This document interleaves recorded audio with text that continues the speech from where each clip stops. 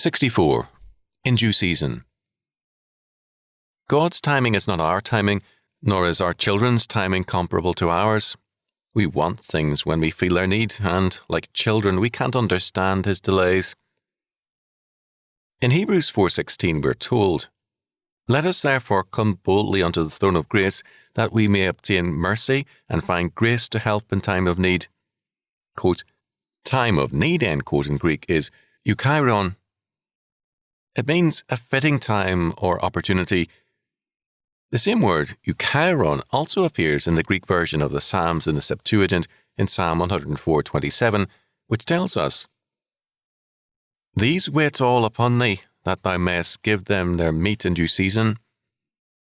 This makes the meaning very clear.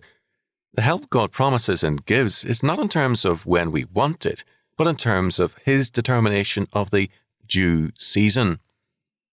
This doesn't sit well with us. We may be old and white-haired, but in relation to the Lord, we're often like spoiled children. We want things when we ask for them.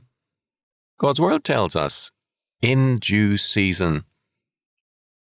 Scripture tells us that God's gifts are very real to those that wait upon the Lord, Isaiah 40:31, etc.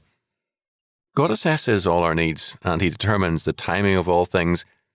He's not our personal valet or maid to serve us when we demand it, but our Heavenly Father to give us what He determines we need in due season.